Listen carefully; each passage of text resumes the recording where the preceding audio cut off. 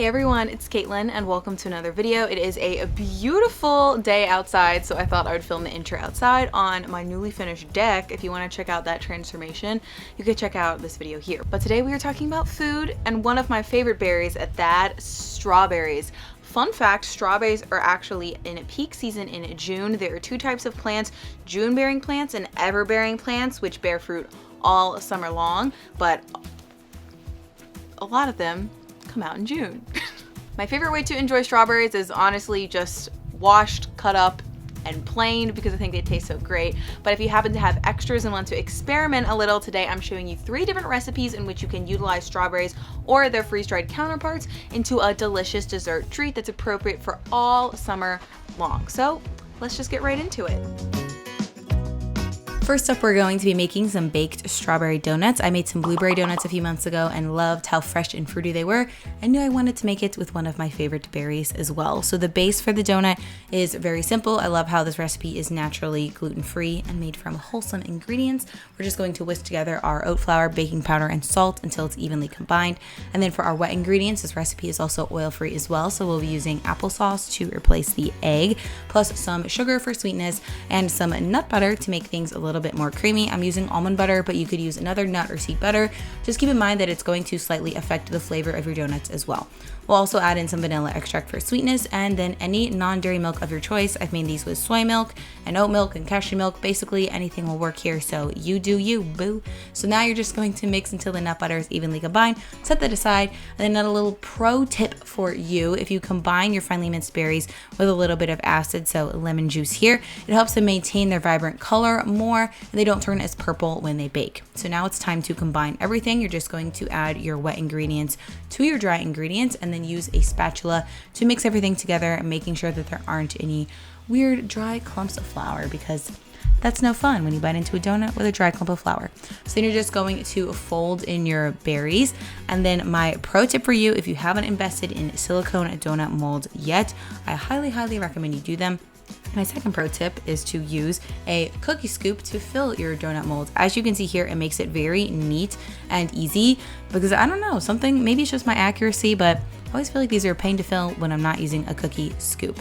So you're gonna fill those up, pop those in the oven, and then in the meantime, we're going to be making our strawberry glaze. This recipe is very simple. You're just going to be taking some freeze-dried strawberries. I got mine at Trader Joe's, but you can get them at most grocery stores. Pulse them in a food processor or bullet blender until it's a fine powder, but wait a few minutes before you open the top. Trust me, unless you want to inhale some strawberry dust and cough, it's even more unpleasant than it sounds. So then we're just going to sift this out, because if you've eaten a strawberry before, you know that they have seeds, and the seeds are in the freeze-dried fruit as well, and it just makes for a smoother glaze. Though if a few get in, like you can see here, I tap mine a little too much. It's okay. It's not the end of the world. Then we're going to add in some powdered sugar. Hopefully you did yours more neatly than I just did. And then we're going to add in some lemon juice and whisk this first. You should get a thick mixture. And then you're going to add in a little bit of water until you get the perfect glaze consistency for you. So after the donuts have cooked, they should look a little bit something like this. You're going to pop them out of the molds, and then we'll set them on a cooling rack to let them cool completely before you glaze them. That is key, I would recommend. And then you can drizzle the glaze on your donuts, or I just like to dunk them here until they get a nice and shiny coating. It reminds me of like the glazed donuts from a donut shop. So you can serve these immediately now, or if you wait for about an hour or two, the glaze will harden up and get a little bit crispier. But if you do glaze them, I would recommend enjoying immediately or storing in the fridge, because they tend to go bad a little bit faster.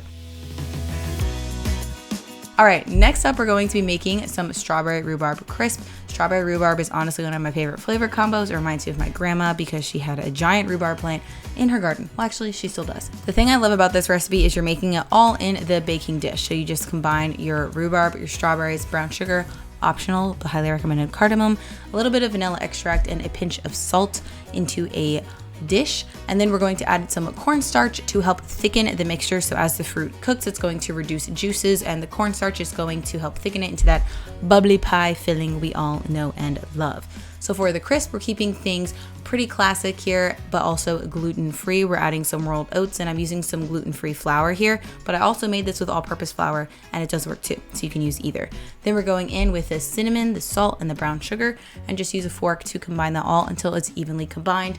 then it wouldn't be a delicious, buttery, crispy crisp unless we added in some butter. So obviously I'm using vegan butter. You can cut this in with some knives or use a pastry cutter like I'm doing here if you want to be a little bit fancy. But I would recommend you use a larger bowl because it was a little bit messy.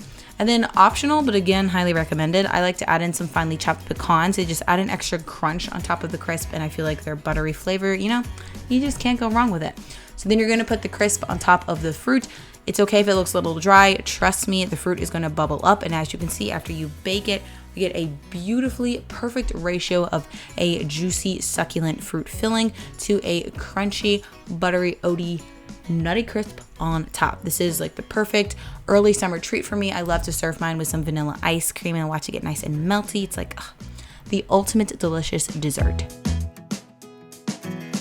Last but certainly not least, we're going to be making some strawberry sugar cookies. Fruit cookies may not be your first choice, but let me tell you, they are very delicious. So again, similar to that strawberry glaze for those donuts, we're going to be starting with freeze-dried strawberries and pulsing them in a food processor until they get a fine powder. And then while we set that aside to let the dust settle, we're going to start by creaming some butter and sugar with a little bit of brown sugar together with an electric mixer, or you could use your stand mixer if you're fancy and have one. So you want the butter to be nice and creamed, and then we're going to go ahead and add in our flax egg plus some vanilla extract, and then mix that again with the mixture until it gets nice and fluffy. Now we'll go in with our dry ingredients. So we're just going to add the flour and our strawberry powder directly to the bowl. I didn't sift it this time because I felt like you couldn't really notice with the seeds. Then we're gonna add a little bit of baking powder and some salt. You typically don't add baking powder to cookies, but because these are vegan, there's no egg, I feel like the dough doesn't rise as much. So what I just did there was chill the cookie dough, and now we're going to take our cookie scoop and scoop out the cookie dough. I like to use about 2 tablespoons like I'm showing you here, and then use your hands to roll them into a nice little disc. And then a bonus point, if you want your cookies to be extra sparkly, you can roll them in a little bit of cane sugar. So as they spread when they bake, they'll get even more pretty on top.